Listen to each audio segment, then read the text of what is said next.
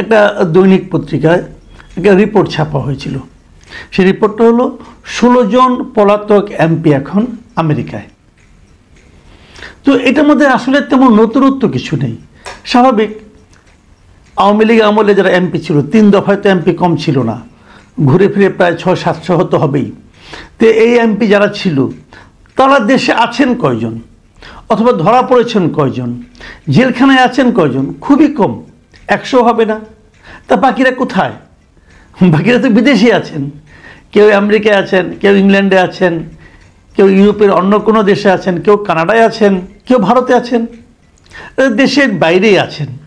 যে এই নিউজে যে নতুন কিছু আছে তা কিন্তু নয়, কিন্তু যে জিনিসটা আছে, যে জিনিসটার কারণে তারা নিউজটা করেছে, সেটা হলো এরা সবাই আমেরিকায় আছে এবং তাদের তথ্য ওনাদের কাছে আছে।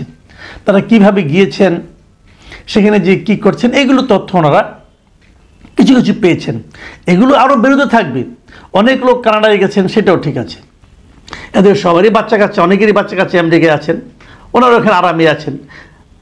এবং এরপর আজকে যে নিউজটা আমি পড়লাম সেটাও ইন্টারেস্টিং। সেটা হলো যে যুক্তরাজ্যে এবার এটা শিরোনামটা নিউজটা এরকম যে এক ফ্রেমে দেখা গেল সাবেক পলাতক 4 মন্ত্রীকে, মানে 4 জন মন্ত্রী যারা নাকি আওয়ামী লীগ আমলের মন্ত্রী ছিলেন, তারা সবাই পালিয়ে আছেন। এর মধ্যে 4 জনকে, এরাও বিভিন্ন জায়গায় বিভিন্ন জন আছেন অনেকে। এবার 4 জন মন্ত্রীকে একই সঙ্গে একই ছবিতে দেখা গেল, মানে 4 জন বসে ওখানে আড্ডা দিচ্ছিলেন। এরা কারা কারা? সাবেক মন্ত্রী আব্দুর রহমান, সাবেক পররাষ্ট্রমন্ত্রী হাসান মাহমুদ, তারপরে খালিদ মাহমুদ চৌধুরী, তারপরে আপনার শফিকুর রহমান চৌধুরী, এই 4 মন্ত্রীকে একসঙ্গে ইংল্যান্ডে দেখা গেছে, যুক্তরাজ্যে দেখা গেছে। এবং এই ছবিটা আপনারা দেখেন, ছবিটা আপনাদেরকে দেখাচ্ছি, এই ছবিটা তাদের দেখা গেছে। এবং এরা কিভাবে গেলেন এখানে? এখন প্রশ্নটা হলো, এই যে লোকগুলি বারবার বিদেশ যাচ্ছে, বিদেশে তারা পালিয়েছিল, কিভাবে ছিল, কিভাবে গেল দেশ ছেড়ে? মূল ঘটনা হলো এদের সবারই বিদেশের ভিসা ছিল, ভিসা চলে গেছেন। ভিসা হয়তো আগেই নেওয়া ছিল, যুক্তরাষ্ট্র অথবা যুক্তরাজ্য হয়তো 5-10 বছর করে ভিসা দেয়, আর তারা মন্ত্রী ছিলেন, তাদের তো দিবেই। তো ভিসার কার্ড থাকার কারণে তারা এই 5 আগস্টের আগেই তারা অনেকে পালিয়ে গেছেন। কেউ গেছেন জুলাইয়ে, কেউ কেউ জুনেও গেছেন। অবস্থা খারাপ দেখে আর ফিরেননি, ভাবছেন ঠিক আছে অবস্থা একটু ভালো হোক তারপরে ফিরবো, তারপর তো রয়ে গেছেন। আবার কেউ কেউ গেছেন যারা নাকি দ্বৈত নাগরিক, তারা বাংলাদেশের পাশাপাশি ইউরোপের অথবা আমেরিকার, কানাডার তারা নাগরিক হওয়ার কারণে তারা তো দেশে বৈধভাবেই থাকতে পারবেন। এখন এই দ্বৈত নাগরিকত্ব নিয়ে, এটা নিয়ে আমার খুব ইন্টারেস্টিং কিছু ফাইন্ডিংস আছে, কিছু বক্তব্য আছে। এটা নিয়ে আমি কাল পরশু আরেকটা স্টোরি করব, যে এই দ্বৈত নাগরিকত্বটা কী জিনিসটা, এটা কেন থাকা উচিত না অথবা উচিত, আমাদের রাজনীতিতে, আমাদের দেশের অর্থনীতিতে এরা কী প্রভাব ফেলে, সেগুলো আমি আলাদা একটা আইটেম করব বলে ভেবেছি। কাজেই যাদের দ্বৈত নাগরিকত্ব আছে তারা তো ওভাবে চলে গেছেন, তাদের তো কেউ আটকে রাখতে পারবে না, তারা তো আগেই চলে গেছেন। তাদের বিরুদ্ধে এখানে কোনো অপরাধ আছে কি না আছে সেটা তো মানে উন্মোচিত হওয়ার আগেই তারা চলে গেছেন, তারা পালিয়ে গেছেন। এখন যে প্রশ্নটা আমি আসলে করতে চাই, যে এই যে লোকগুলো, দেশের কি অবস্থা, দেশের মানুষের কি অবস্থা, তার দলের কি অবস্থা, তারা তো সবাই আওয়ামী লীগ করতেন অথবা জাতীয় পার্টি করতেন। আওয়ামী লীগ এবং জাতীয় পার্টির এখন কি অবস্থা দেশে, অথবা আওয়ামী লীগ এবং জাতীয় পার্টি যে সমস্ত নেতাকর্মীরা দেশে এখন আছেন তারা কেমন আছেন, এসব নিয়ে কি এই লোকগুলির মধ্যে কোনো ধরনের হেলদোল আছে, কোনো ধরনের চিন্তা ভাবনা আছে? নাই। আপনি যেই 4 মন্ত্রী যে ছবি দেখলেন, এদের চেহারা কি মনে হচ্ছিল তারা খুবই চিন্তিত, তার দলের লোকজনকে নিয়ে, দলের অস্তিত্ব নিয়ে তারা খুব চিন্তিত? মোটেই চিন্তিত না, তাদের কিচ্ছু যায় আসে না। তারা বাইরে এমন এমন সম্পদ এক একজন করেছেন যে তারা বাকি জীবন যদি দেশে নাও আসেন অথবা যদি কোনো কিছু নাও করেন, পায়ের উপরে পা তুলে তারা বাকি জীবন কাটিয়ে দিতে পারবেন। কেবল তারাই পারবেন না, তাদের আরও পরবর্তী 2-3 পুরুষও পারবে। তারা এত কামিয়েছেন এক একজন, এবং বলাই বাহুল্য এই কামাইয়ের কোনো কিছুই বৈধ কামাই নয়, সবই অবৈধ কামাই। মানুষের পয়সা লুটপাট করে, মানুষকে প্রতারণা করে তারা এই পয়সাগুলো কামিয়েছেন, এবং আরও অনেককে তারা কামানোর সুযোগ করে দিয়েছেন। তো এই যে লোকগুলো এখানে গিয়েছেন, ওনারা কি আওয়ামী লীগের পদে নেই? আছেন। সেন্ট্রাল কমিটিতে ওনারা সেরকম পাওয়ারফুলি আছেন, আগের মতো আছে, কিন্তু এই দলটার কিন্তু কোনো পরিবর্তন হয় নাই। আওয়ামী লীগের সভানেত্রী এখনও শেখ হাসিনা, আওয়ামী লীগের যুগ্ম সাধারণ সম্পাদক এখনও ওই লোকই, এই আপনার কি বলে এই হাসান মাহমুদি আছেন, আওয়ামী লীগের সাধারণ সম্পাদক ওবায়দুল কাদেরী আছেন, কিন্তু তাকে কিন্তু সরানো হয়নি। অনেকে বলে থাকেন যে আওয়ামী লীগ তো ক্ষমা চাইলো না একবারও, এতগুলো অপরাধ তারা করলো, 15 বছর ধরে করলো, শেষ দিকে মানুষগুলিকে গুলি করে মারলো, নানা রকম শিশুদের পর্যন্ত তারা ছাড় দিল না, হেলিকপ্টার দিয়ে গুলি করলো, এই যে কাজগুলি করলো এগুলি কি অপরাধ নয়? এগুলো তো অপরাধ। আওয়ামী লীগের অনেক নেতাকে বলতে শোনা যায় এটা নাকি একটা ষড়যন্ত্র ছিল, ষড়যন্ত্রের মাধ্যমে নাকি আওয়ামী লীগ উৎখাত করা হয়েছে। ভাই এগুলি হলো কি জানেন, এগুলো হলো পাগলের প্রলাপ। কিছু মনে করেন না যারা আওয়ামী লীগ করেন, অনেকেই হয়তো এটা দেখছেন, তাদেরকে বলবো ভাই এই সমস্ত ছাড়েন, এই সমস্ত এই করাপ্ট লোকদের পেছন ছাড়েন। আপনি হয়তো আন্তরিকভাবে আওয়ামী লীগ করেন, আপনি হয়তো আওয়ামী লীগের নৌকা মার্কাকে ভালোবাসেন, আপনি হয়তো বঙ্গবন্ধুর আওয়ামী লীগ করতেন, মানি আমি, আপনাদের আওয়ামী লীগের প্রতি দীর্ঘদিনের পারিবারিকভাবে হয়তো আপনি আওয়ামী লীগ করেন, কোনো সমস্যা নাই। কিন্তু গত 15 বছর এই আওয়ামী লীগ কতগুলি দুর্বৃত্তের খপ্পরে পড়েছিল, এবং এই দুর্বৃত্তগুলো নিজেরা চুরি করেছে, দেশের মানুষের ক্ষতি করেছে, দেশের মানুষের জানমাল নিয়ে খেলাধুলা করেছে, নৃশংসতা করেছে, করার পর নিজেরা অর্থ করি বাগিয়ে এখন বিদেশে চম্পট মেরেছে।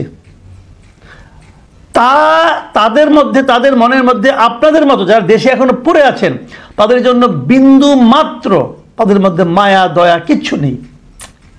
তারা আওয়ামী লীগকে ডুবিয়েছে, তারা আওয়ামী লীগের ইতিহাসকে ডুবিয়েছে, তারা বঙ্গবন্ধুকে ডুবিয়েছে। যারা বঙ্গবন্ধুকে ভালোবাসেন তারা হাসিনার আমলের আওয়ামী লীগকে ভালোবাসতে পারেন না। হাসিনার আমলের আওয়ামী লীগ আর বঙ্গবন্ধুর আওয়ামী লীগ কখনোই এক ছিল না।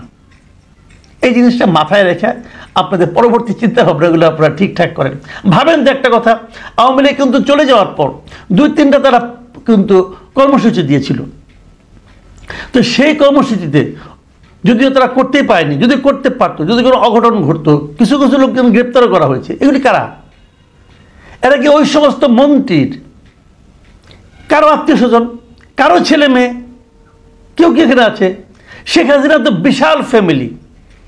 শেখ হাসিনা লুটপাটের সময় তো ফ্যামিলির অভাব ছিল না। শেখ সেলিম ছিল, তার ওই ভাই, চাচাতো ভাই, মামাতো ভাই, ফুফাতো ভাই, অভাব তো নাই রে ভাই, ছিল তো। তাদের কেউ কি দেশে আছে? কেউ কি এই সমস্ত আন্দোলনে মাঠে ছিল? যদি মাঠে না থাকে তাহলে কিভাবে তারা এখনো নেতা থাকে বলেন তো আপনি আমাকে? এই যে চিফ হুইপ ছিল লিটন সাহেব, তার ভাই নিক্সন সাহেব, বিশাল নেতা, কই তারা ভাই? তারা তো বলতে পারতো আমি এসে আপনাদের সঙ্গে মিছিল করলাম, করে না তো। বরঞ্চ ওইখান থেকে তারা টাকা পয়সা পাঠায় এখানে লুটপাট আরও চালাই যাচ্ছে। তারা বিভিন্ন লোককে টাকা দিয়ে, জানি কিছু খবর টবর তো জানি, এগুলো তো হচ্ছে। কোথায় তারা? শেখ হেলাল কই? শেখ জুয়েল কোথায়? তন্ময় কোথায়? এগুলি সব পালিয়েছে। তারা কি বলে আপনারা তাদের বাড়িঘর ভাঙছেন, ভেঙে আনন্দ পাইছেন? কি হয়েছে রে ভাই? কয় টাকা? তারা যে পরিমাণ লুট করেছে সেই তুলনায় এটা কয় টাকা? কোনো টাকাই না। তো তারা কিন্তু আনন্দে আছে। আবার ধরেন হাইপোথেটিক্যালি, এটা বাস্তব কিনা আমি যাই না, আমার তো মনে হয় বাস্তব না এটা, তবু ধরলাম হাইপোথেটিক্যালি, যদি আবার আওয়ামী লীগ ব্যাক করার সুযোগ পায় তাহলে ওই লোকগুলি কিন্তু আবার নেতা হবে। এই লোকগুলি আবার নেতা হবে, আবার শেখ হেলালের দাপট, এই শেখ হেলালদের ভাই বোনের দাপট, ভাইদের দাপটে পুরো খুলনা অঞ্চল তটস্থ হয়ে যাবে। এদের দাপটে কেউ কিছু করতে পারবে না। স্বরাষ্ট্র মন্ত্রণালয় চালাবে শেখ সেলিম, কেউ কিছু করতে পারবে না। পুলিশের বদলি অমুক তমুক টাকা পয়সা শেখ সেলিম করবে, তারপর সে তাই এগুলোতে করবে, সমস্ত কিছু তারাই করবে, এই লোকগুলি করবে আবার। তাহলে কি হবে? যারা আওয়ামী লীগকে আবার ফিরিয়ে আনতে চান তারা কি একবার ভেবেছেন? আবার কিন্তু ওরাই আসবে। বরঞ্চ ওদেরকে বাদ দিয়েও তো আওয়ামী লীগ হতে পারে না। কাজেই আসবে সেই বাস্তবতা আমি এখন আর দেখি না, আর বাস্তবতা আমি দেখি না, সত্যি দেখি না, কারণ এদেশের মানুষ তাদেরকে গ্রহণ করবে বলে আমি মনে করি না। কিন্তু এদের নিয়তে যে খারাপ ছিল সেই জিনিসটা আমি, যারা এখনও আওয়ামী লীগকে সমর্থন করেন তাদেরকে বলার চেষ্টা করতেছি, বোঝার চেষ্টা করেন। এই লোকগুলি নিয়তি খারাপ। তারা দলকে ভালোবাসে নাই, দলের নেতাকর্মীকে ভালোবাসে নাই, তারা কেবল নিজেদেরকে ভালোবাসছে। এবং নিজেদেরকে ভালোবাসছে বলেই তারা একই সঙ্গে সবসময় তাদের মানে 5-6 বছরের ভিসা থাকতো, এই দেশটা ওই দেশ যেন যে কোনো সময় ফুরুত করতে পারে। তাদের সবসময় ডুয়েল সিটিজেনশিপ থাকতো, যাতে নাকি ওখানে যে মহানন্দে থাকতে পারে। তারা বিদেশে টাকা পয়সা পাচার করেছিল, যাতে নাকি ওই পাচারকৃত টাকা দিয়ে তার সংসার কয়েক জীবন কাটায় যেতে পারে। তারা এগুলি করেছে। তারা কখনো দলকে ভালোবাসত, তারা দলের ভরসায় দেশে থাকতো। আচ্ছা, তারা বলবে আমি দেশে থাকলে জেলে যেতাম। জেলে কি অনেকে যায় নাই? গেছে তো। তারা কি মারা গেছে? তারা তো মারা যায় নাই। আন্দোলন করবেন, রাজনীতি করবেন, আপনি জেলের ভয় পাবেন কেন? এই কারণেই পাবেন যে এত বেশি লুটপাট করছেন যে জেলে যাই আর সময়টা কাটাতে চান না। লুটপাটের অর্থটা তো মানে উপভোগ করতে হবে, এই জন্য তারা জেলে যেতেও ভয় পান। আপনি যদি অন্যায় না করে থাকেন, দেশে থাকেন, জেলে যান, আদালতে লড়েন, সমস্যাটা কি? এখন তারা ওইটাও ভাবে যে তারাও তো আইন টাইন সব কিনে নিছিল, দাপটের সঙ্গে আইন চালাইতো, যেমনি বলতো সেমনি রায় আসতো। তারা ভাবছে এরাও তাহলে তাই করবে। ভাই, একটা ভয়ঙ্কর কাজ এরা করে গেছেন।